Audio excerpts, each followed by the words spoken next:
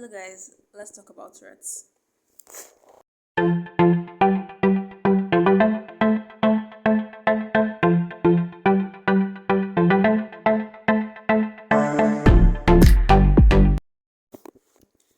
This is also going to be day two of growing my edges out, so yeah. So for you guys that don't know what Tourette's is a neurological disorder. It's a brain problem that makes someone to make unnecessary movements or unwanted movements that is not like controlled from that person. So basically, it's like yeah, it's like movements that you basically can't control. That's basically what Tourette's is. And Tourette's has like vocal tics and motor tics. Tics are the unwanted movements. That's the name of the unwanted movements that like Tourette's makes you make. Yeah. And for those of you that don't know, I've had this unwanted movements for like almost 3 years now. So like yeah, let's talk about that.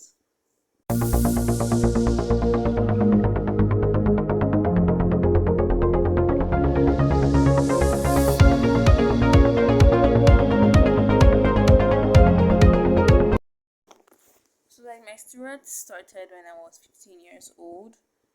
Yeah, that was like I think 2023 or something. Yeah, that was in 2023. It started like a month after I turned 15 years old.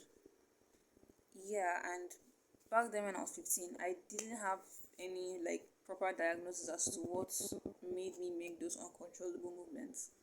And like mind you, the tics I had when I was 15 were like probably 100 times worse than the tics that I have now, which is crazy by the way. Because I was scared. I was scared. I was like so scared. Like, what's actually going on with me? So it became like a burden to me. Okay, and like to my parents of and like yeah to my parents because like they were actually looking for answers as to why I was making those movements. Well, I did start doing my research. I started like knowing more about my condition and like how to like reduce these kind of things. And luckily for me, I found a really great community of people that actually they have Tourette's. And one thing I noticed about this Tourette's is how it changes with time. Like the tics I used to have back then are not the same tics I have now, and the tics I have now are not the ones that I saved back then.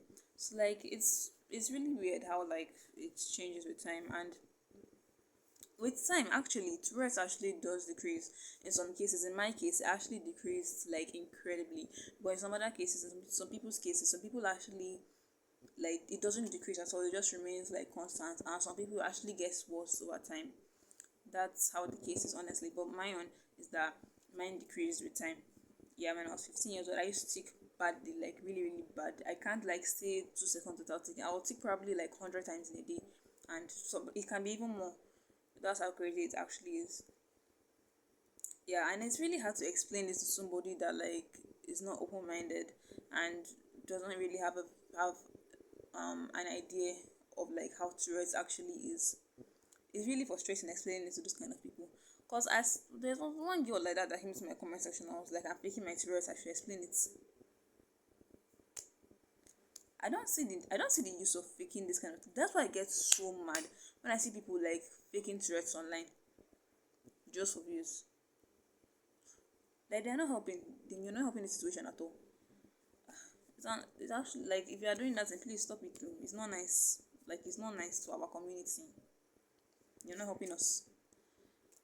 But like yeah, and explaining that to somebody that's actually ignorant and like has really low knowledge of like what Tourette's actually is frustrating because it seems crazy. It seems really incredible.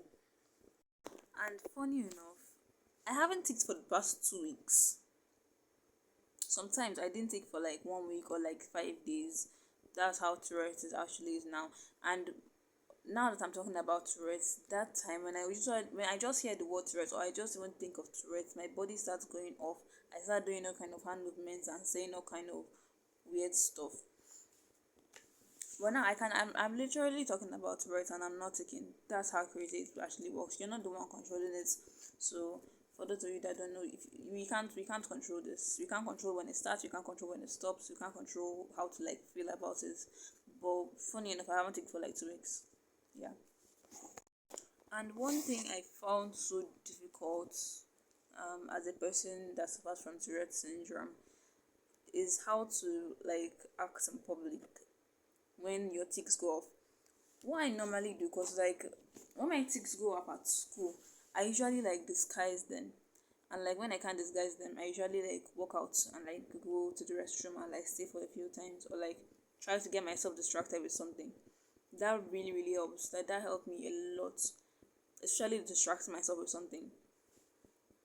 When your brain is not focused on it, it's not going to happen. Yeah, when your brain is not like concentrated on it, it's not going to like you're not going to take. That's one thing I noticed about Tourette's. At least the one I have. Yeah. I was so embarrassed about the tics. I tried too hard to like disguise them. But a place, like a public place where disguising Tourette's is not even that hard, is at church. Man, I go to a Pentecostal church. So like it's not hard at all because like there are loudspeakers, everybody's just like doing their own thing, nobody's really concentrating on you like that, and everybody's like shouting and everything. So like nobody really hears me when I like make my vocal tics, or when I'm doing weird hand movements, or like when I have to like jerk my neck a little bit. Nobody really notices. And one of the things that I'm actually really, really grateful for as a person that has Tourette syndrome is the people, like the community.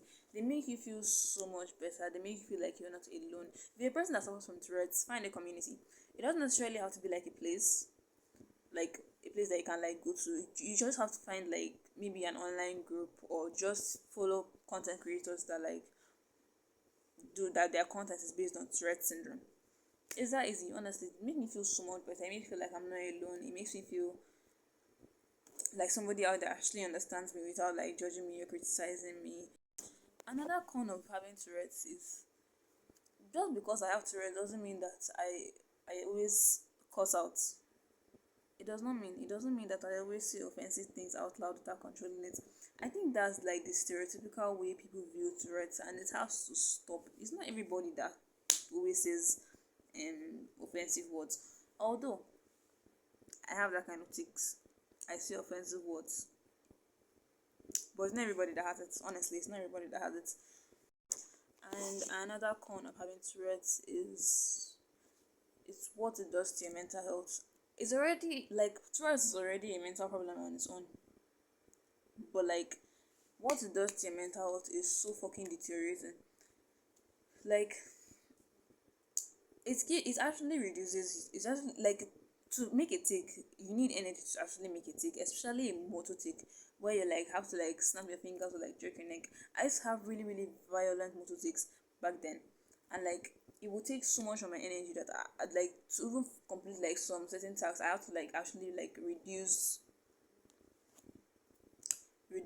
some of the tasks that I have to do in a day, just so that I don't like waste all my energy, because most of the time I'm usually out there just ticking. And another thing I want to address is that having Tourette's doesn't mean that you're a mad person. I mean, it is a mental condition, but it doesn't mean that you're mad. You're still in your full, complete senses. And it also doesn't mean that you need spiritual help. You can pray for your Tourette's to go away, but you don't need spiritual help. And one other thing that I've heard is that, I told somebody one day that I have Tourette's. They were not like, you don't look like somebody that has Tourette's. Tourette's doesn't show on your face. You can't say that you look like somebody that has Tourette's. The only symptoms of Tourette's are the ones that you actually have to take, or like express it's true to like motor tics or vocal tics. You cannot look at somebody's face and be like, yeah, Tourette's doesn't have diagnosis. Tourette's doesn't have any symptoms. The only symptoms of Tourette's are the tics that you have, or maybe, yeah, are the tics that you have. That's the only symptoms of Tourette's. That's why it's self-diagnosable.